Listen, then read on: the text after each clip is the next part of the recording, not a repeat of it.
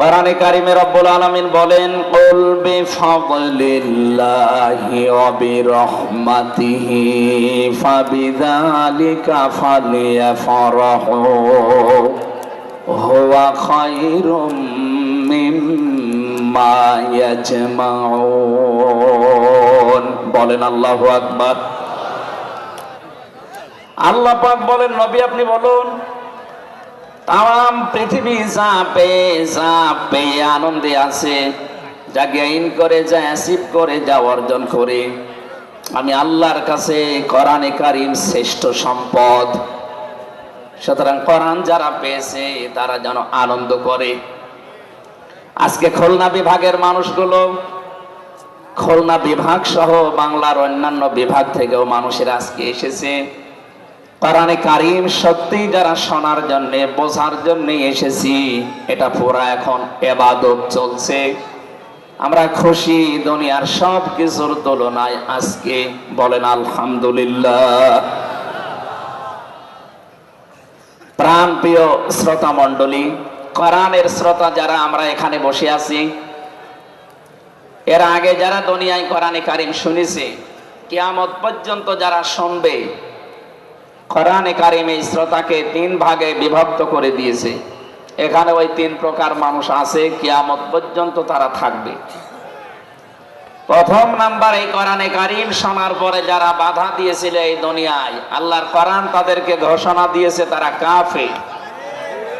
এ বাংলাদেশে আমরা এই 54 বছরে নামধারী মুসলমান, কিন্তু অনেক কাফেরের আচরণ দেখতে পেয়েছি। সূরা হামিম সাজদার 26 নম্বর আয়াতে আল্লাহ তাদের পরিচয় দিয়েছেন, وَقَالَ الَّذِينَ كَفَرُوا لَا تَسْمَعُوا لِهَذَا الْقُرْآنِ وَالْغَوْا فِيهِ لَعَلَّكُمْ تَغْلِبُونَ। আল্লাহ পাক বলেন, কাফেরেরা সিদ্ধান্ত নিয়েছিল সব চলতে দেওয়া যাবে, মুহাম্মদের কোরআনে কারিম এটা চলতে দেওয়া যাবে না। কারণ তারা বুঝেছিল এটা 1500 বছর আগে নাযিল হওয়া। ভালোভাবে আবু জেহেল টের পেয়েছিল, বুঝেছিল এ কোরআনে কারিম মুহাম্মদুর রাসূলুল্লাহ যেটা বোঝাতে চায়, এটা যদি সত্যি জনগণ বুঝতে পারে আর মেনে নেয়, আমি যে অবৈধ চেয়ারে বসে আছি এই চেয়ার থাকবে না। যুগে যুগে যারা কোরআন বাধা দিয়েছে তারা এইটাই টের পেয়েছে। তারা খুব ভালোভাবে জানে কোরআন যারা প্রচার করে, সত্যি কোরআনের এই কথাগুলো যদি সাধারণ মানুষেরা, জনগণ বুঝে ফেলে, আমরা যে শয়তানি করি, আমরা যে অবৈধভাবে টিকে আছি, এইটা থাকবে না। এই জন্য বাস্তবতা হচ্ছে কোরআন শুনলে বাধা দেবে এরা এক নাম্বারে কাফের। আমরা জানি কাফের মারা গেলে জানাজা হয় না, হয়? বলেন বলেন। কাফেরের জন্য দোয়া করাও জায়েজ নেই।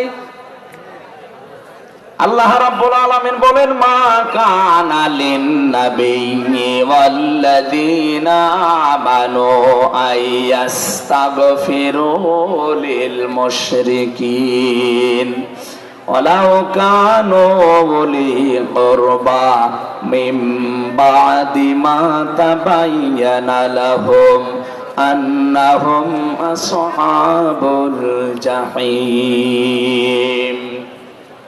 সূরা তাওবা 113 নম্বর আয়াতে আল্লাহ জানিয়েছেন, হযরত ইব্রাহিম আলাইহিস সালাম সম্পর্কে যদিও আয়াতটা নাযিল হওয়া তাম দুনিয়ার মানুষকে উদ্দেশ্য করা আয়াত দিয়ে, হে নবী, কোন নবীর জন্য, কোন ইমানদারের জন্য এটা জায়েজ না, শোভনীয় না, উচিত না যে কোন মুশরিক মারা গেলে তার জন্য আল্লাহর কাছে সে ক্ষমা চাবে, ইস্তেগফার করবে।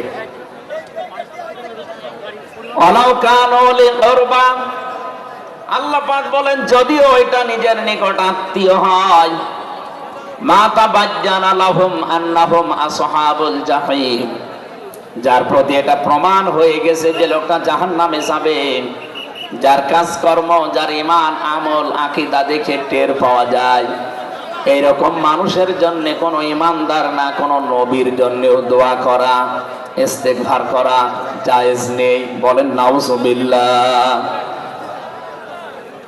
একজন নবীকে যদি আল্লাহ এই কথা বলতে পারেন, আমি আয়াতের ব্যাখ্যায় পড়েছি মুহাম্মদুর রাসূলুল্লাহ সাল্লাল্লাহু আলাইহি ওয়াসাল্লামের নিজের আপন চাচা আবু তালিব, এই লোকটা যখন মারা যাচ্ছিল, বিশ্ব নবী নিজে তার কাছে গিয়ে বললেন, ইয়া আম্মি আবি তালিব, কুল লা ইলাহা ইল্লাল্লাহ হাজ্জুল লাকা ইনদাল্লাহি ইয়াউমাল কিয়ামাহ। বুখারী শরীফের হাদিস। ডাক দিয়ে বললেন, হে চাচা, জোরে বলা লাগবে না, আওয়াজগুলো শুধু আমার কানের কাছে মুখটা নিয়ে আস্তে করে আপনি বলেন, লা ইলাহা ইল্লাল্লাহ, জোরে লা ইলাহা ইল্লাল্লাহ, লা ইলাহা ইল্লাল্লাহ, লা ইলাহা ইল্লাল্লাহ মুহাম্মাদুর রাসূলুল্লাহ। আপনি শুধু আল্লাহর একাত্মবাদের স্বীকৃতি দেন আমার কানের কাছে, রিসালাতের ঘোষণাটা দেওয়া লাগবে না, শুধু আল্লাহর ঘোষণাটা আমার কানের কাছে শোনান। কিয়ামতের দিন আমি আপনার জন্য আল্লাহর দরবারে ঝগড়া করে জান্নাতে নিয়ে যাব।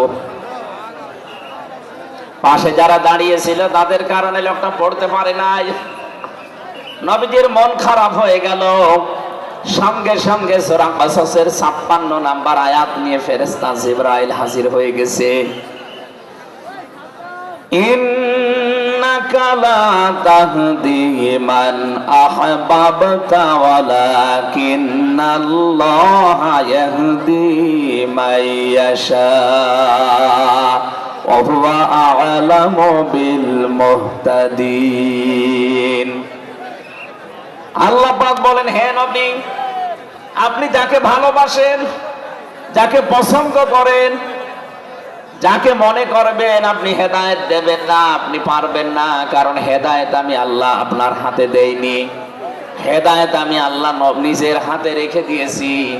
আমি আল্লাহ যাকে ইচ্ছা তাকে এটা দান করি, আর আমি আপনার চাইতে ভালো জানি যে হেদায়েত পাবে কে। জেলখানার ভেতরে ৩টা বছর আল্লামা মামুনুল হক হাফিজাহুল্লাহ আমরা দুইজন এক জায়গায় ছিলাম। সকালে এবং দুপুরের খাবার আমরা এক জায়গায় খেতাম। মাঝে মাঝে আমারে বলতেন যে, হামজা, বাইরে যদি আল্লাহ নিয়ে যায় কোনদিন কাফেরের জানাজায় যাব না, পড়াবো না। আমারে বারবার জিজ্ঞাসা করেছি, ভাই আপনি কাফের পান কোথায়? বাংলাদেশে তো সেরকম কাফের আমরা দেখি না।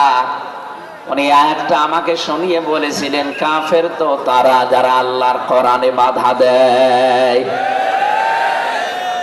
সুতরাং এই দেশে যারা কোরআনে বাধা দেবে, সে ডাইরেক্ট হোক ইনডাইরেক্ট হোক, সূরা হামিম সেজদার ২৬ নম্বর আয়াতের দলিল অনুযায়ী লোকটা কাফের। কাফেরের জানাজা পড়া কিন্তু হারাম। আমার মনে হয় এখন দেশের অবস্থা যা, আমরা যদি এই সিদ্ধান্তে উপনীত হতে পারি যে কাফেরের জানাজা বন্ধ হয়ে যাবে, আগামীতে কোরআনে কারীম বাধা দেওয়ার মতো সাহস অনেকেই করবে না।